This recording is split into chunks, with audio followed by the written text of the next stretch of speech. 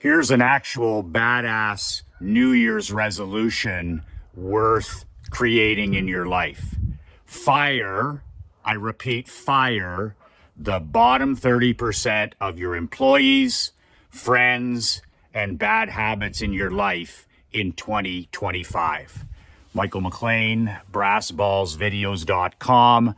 I am an ex-professional hockey coach, ex-championship amateur hockey coach turned 8-figure entrepreneur.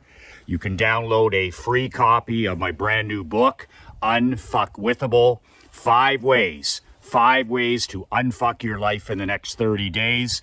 My free gift to you at brassballsvideos.com. The link is below. It's a simple 22-page PDF book, my complimentary gift to you. Just a word of warning about the book for the snowflakes and cupcakes out there. I wrote this 22-page book for champions, not for chumps, for winners, not for whiners. If any of that triggers you or upsets you, please do not download this book. So one of my greatest business heroes, I actually don't have heroes, my mom and dad are my heroes, but one of the all-time great business legends that I have studied for the last 30 years is the late, great Jack Welch. And if you know anything about business leadership, they didn't come any more straightforward, candid, or effective than the great Sir Jack Welch. He was the chief operating officer for a number of years, and his company, GE, was one of the most productive and most profitable companies in the world. And at the time, when I was studying Jack Welch, he had a rule back in the 1990s, the Jack Welch rule, where he encouraged entrepreneurs and small business owners like us to do what he did every single year, which was curate, swift sword, and cut the rope with a minimum 20% of your employees. Jack Welch used to look at his team at GE and he'd say, okay, and this is way back in the 1990s, he'd say, okay, you've got A players, you've got B players, and you have C players. And he would always talk about taking the time to remove the C players from your business team every single year. And a good time to do this, of course, is in December, heading into a brand new calendar year. Now, I've taken the Jack Welch principle to an all new level. I did it with my hockey teams. I did it with my insurance agency. I did it with my barber shop. I've done it with customers. I've done it with clients. I've done it with so-called friends in my life. And I get rid of all the C players. I get rid of all the boat anchors. I get rid of all the toxic, radioactive people in my life. And they keep slipping in. If you're like me, C players, the tomato cans, the punch-drunk tomato cans, will slip into your life no matter how tough you are every year. And I've always used November and December as a great time to rid myself of these non-productive people in our life and to no longer tolerate them. I call it a cleansing of my business, a cleansing of my personal life. And every year, it catapults me into a brand new year where I hit the ground running in December. I have momentum going into the new year because I got rid of all these non-performers. And as harsh as that might sound, what I've done is I've taken Jack Welch's approach and I've actually improved it, because in 2024, heading into 2025, A players, B players, and C players, that pyramid no longer exists. We've gotten so soft and we've got so entitled and we've got so lazy in the last 30 years that now if you're a small business owner or an entrepreneur or a husband or a father, you need to curate at least 30% of the non-performers out of your life. Now, these non-performers, these toxic people, these radioactive people, they can be anybody from your staff, your employees. They can be customers, they can be clients, they can be patients at your clinic, they can be so-called personal friends, they can be even vendors. But what I like to do is I like to sit down once a year in November at the end of the dock or in my vehicle with a cup of coffee. And I just like to sit down and I like to list all of the people in my world. And I simply make a chart down the pad of paper where, okay, these are all friends in my life. These are all the family in my life. These are all my employees. These are all my staff members. When I was coaching hockey, these are all our players, all our trainers, all our coaches, all our volunteers. And of course, the same with vendors and contractors.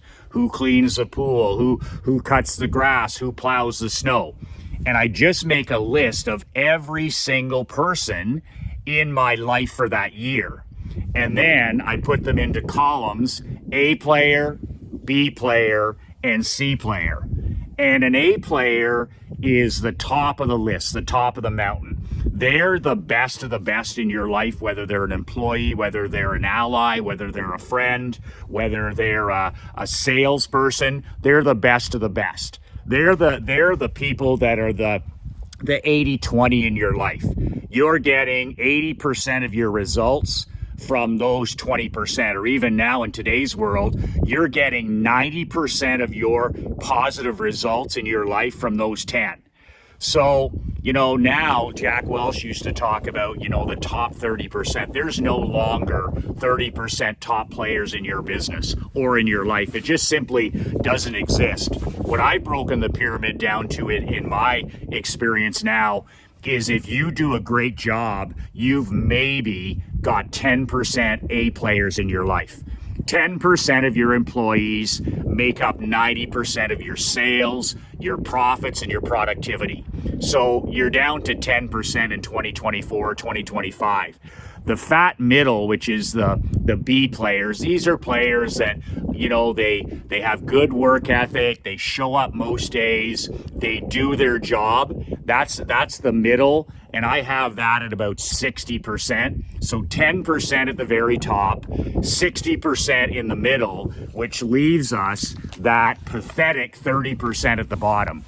So if you have 10% A players in your life and your business, and then you have that 60% in the middle where they're good, solid, loyal people that do their job. They don't do any damage. They don't wow you, but they show up and they do their job.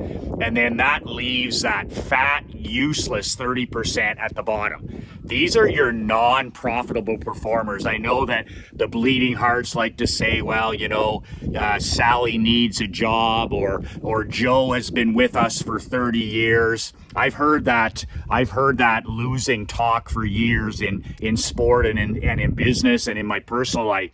But those 30% at the bottom, whether they're clients, whether they're customers, patients, employees, vendors, or even personal friends, they absolutely kick the living shit out of yourself. They're low frequency people. They come with bad luck. They come with bad attitudes. They come with bad work ethic. In today's world, they're lazy, they're selfish, they're entitled. I used to do the same thing with my hockey team. At the end of the season, I would just list all of our returning players, all of our assistant coaches, all of our volunteers, even all of our season ticket holders. And if I even got a whiff the year before, if I even got a whiff the season before, that any of these people, whether it was a player, whether it was an assistant coach, whether it was a season ticket holder, a corporate sponsor, even a volunteer, if I even got a whiff that these people were toxic, radioactive people, low frequency, non-productive, I would just swift sword them. They would not be returning for the next season. And that's how you build a championship culture like we did. You get like Jimmy Johnson, the great Dallas Cowboys, 2-time Super Bowl champion. They haven't won in Dallas since Jimmy was fired. He said, how did you go from 1-15 to a Super Bowl champion 3 years later? He said, I got rid of all the losers. So you get rid of the whiners, you get rid of the cupcakes, you get rid of the non-performers in your life. The bottom salespeople, the bottom service people, the vendors that don't show up, the friends that are, it's all drama. It's all stuff that sucks the living life out of you. But Jack Welch, back in the 90s, he said, curate and trim the bottom 10 in your business. Well, I'm saying, 30 years later, 25 years later, it's now critical if you're a small business owner, an entrepreneur, even husband and father, that you absolutely cut the rope with the boat anchors in your life. And there's 30% of them. If you do this every year, there's 30% of them. I remember in the insurance business, I would go around to my service reps, I'd go around to my receptionists, and I would ask them, I'd say, okay, team, who are the clients, who are the customers that are driving you crazy? Who out of 9,000 clients are the handful of people that literally suck the fun out of this business? They're always calling, they're always whining, they're always complaining, they're always negative, they're toxic, they're absolute cancer to our business. And it was amazing because once I started giving my staff the power to fire clients, to fire customers in the barbershop, and we do it, and Mark Andre and I do it in our consulting business. If we even get a whiff, and it usually happens in the first day, after somebody buys my book or somebody signs up for my newsletter or somebody, joins my high-end mastermind, if I get just a whiff that I'm going to have to be babysitting this person, or they treat Mark Andre, rudely, whatever it is, because, a person's on their best behavior when they first start a relationship. It ain't going to get any better. We absolutely refund their money, and we just tell them that this is not going to work. This culture is not for them. This business is not for them. And we send them on their merry way. I did the same thing in the insurance business. At the end of December, my staff would come to me. These are the people that are on the front lines. These are the receptionists. These are the service people that are getting verbally abused by people day after day. And it's the same people over and over again. And these are unprofitable customers you have. These are not long-term profitable customers. These are people that are just killing your business. You don't make any money off them. Plus, they destroy the morale in your agency. So when I went to my staff a few years in, I said, listen, we're going to get rid of all these vampires. So we're going to get rid of the time vampires, the energy vampires. We're going to get rid of these people that don't have any manners, don't have any etiquette, and don't appreciate how hard we work. And it was amazing. Out of 9,000 clients, they came to me with about, 100 names. And these are people they talked to every day of the week. They didn't pay on time. They would call up and scream and yell. They would treat me nicely, but treat my staff like shit. And I said, we're just going to fire these people. This is our business. We're not obligated to take any mental or verbal abuse from somebody buying insurance or getting a haircut. And I would then send a simple registered letter to these particular clients on their renewal saying, it hasn't worked out, you're clearly not a happy client, and we're not going to be renewing your policy, and we wish you the best, but this relationship has not worked out. And then we would send them off to our competitor. One of the best things I ever did in the insurance business and the barbershop business and the hockey business was taking our toxic, cancerous problems and literally referring them up the street. I would send them up to our competitors. I would send them up to sport clips. I would send them to I'd trade them to other hockey teams, and they can go haunt those people. Instead of haunting us, now they can go haunt our competitors. But Jack Welch, man, there was a reason he was the baddest ass CEO in America for decades. This guy did not fuck around. I mean, if you weren't producing, if you were one of his bottom 10%, you were swift-sworded. You were gone. He wasn't running a soup kitchen. He wasn't running a nonprofit. He wasn't running a charity. If you weren't there and you weren't a profitable employee, if you weren't somebody who didn't solve problems instead of announcing them, you were as good as gone. And now in my business, over the last 25 years, I upped that to 20%. And now in 2024, I'm at 30%. And it's the opposite of what you see in companies that are going broke now in North America with the DEI bullshit. Now, if you want to lose in business or you want to lose in sports or you want to lose in your personal life, all you have to do is embrace that nonsense. It's fantasy sold as reality. As an entrepreneur and a husband and father and former coach, I don't give a shit, where you're from. I don't give a shit whether you're a man or you're a woman. I don't give a shit with the color of your skin. I don't care about any of that. Can you help us win? So everything I did when it came to hirings and recruitings and firings was, are you here? You're here on merit. In other words, you earn and deserve the job. And the rest of it to me was absolutely a non-factor. If a person came to me and said, I can sell insurance, Michael, or I can do a great job in the barber shop, or I can help you win, then that's all I cared about. I didn't care about the other political stuff. I didn't care about any of that stuff. It's just they were there on merit. Marc Andre is my business partner because he's there on merit. And it's always been the same for me.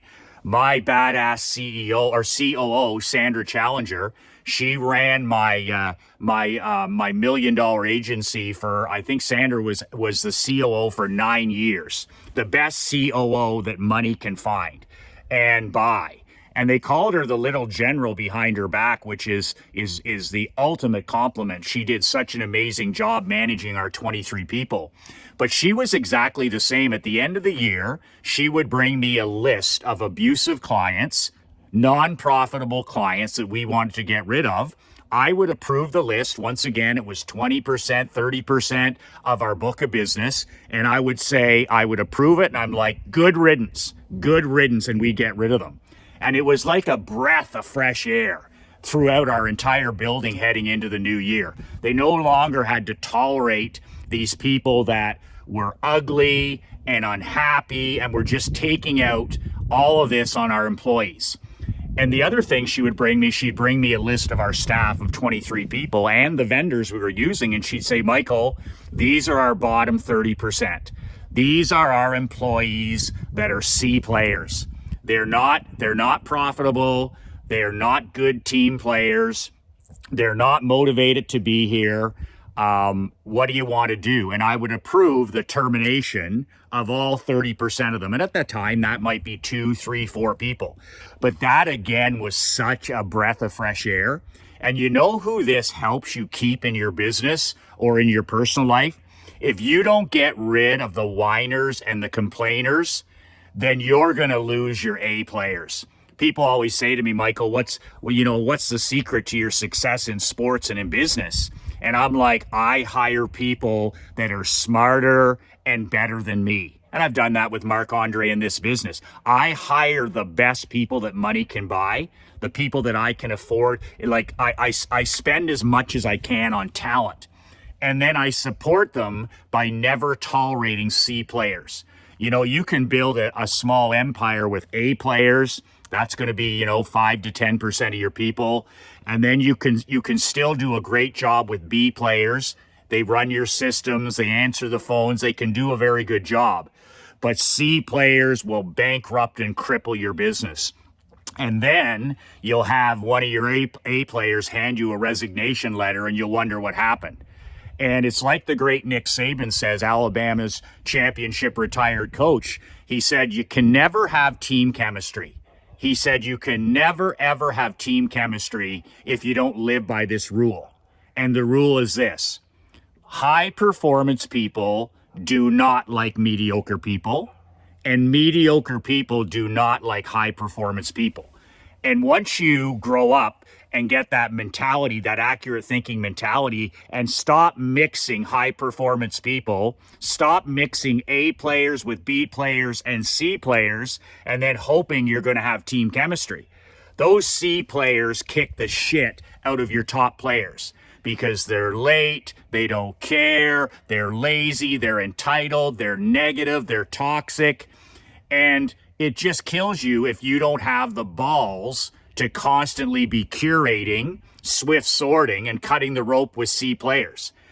C players are going to infiltrate your life. They're going to infiltrate your business, and you've got to constantly be giving your business a haircut.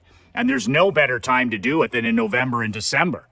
And as harsh and as difficult as this might seem, that's your job. That's your moral responsibility. That's your ethical responsibility to your business and to your employees that are performing. I don't know what made me different, but I've never had any sympathy. I've never had any compassion, and I've never had any of that bleeding heart stuff for non-performers. If you're not going to help us win hockey games, if you're not going to help us sell more policies, if you're not going to be a good team player, if you don't care about what we're doing, why would I ever have any compassion or sympathy for you? Where does all this bleeding heart stuff come from? We're in business to make money. We're in business to help people. We're in business to serve people. So the longer you tolerate C players in the life, the longer you're going to continue to be mediocre yourself. High performers don't like mediocre people, and mediocre people do not like high performers. So that's what I do this time of year, pen and paper. I make a list of every single person in my life, friends, family, employees, vendors, right down to everybody that is in my life. Has anybody gone lame? Somebody that was once on board, but they're out. They were in, but they were out. That happens all the time. People go from A player to B player. Some people go from B players to C players. I've coached up lots of people. Sandra used to coach up B players to A players. But man, C to B is almost next to impossible. Like the great Dan Kennedy says, you're trying to put lipstick on a pig.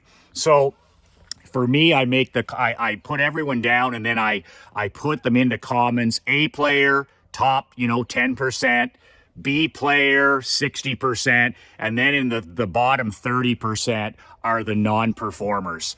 And they all go. I just I take the axe, and they're out of my life. And I always feel lighter. I always sleep better. It's like the great Dan Kennedy said once when it came to problem people in your life. He said, if I wake up 2 nights in a row thinking about you and we're not sleeping together, you gotta go. That was the best explanation I've ever heard of poor employees or poor vendors or poor players. If I wake up 2 nights in a row thinking about you and we're not sleeping together, you gotta go.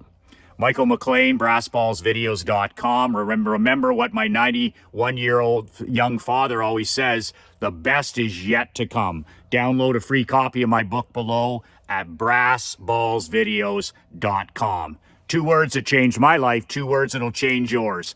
Be relentless.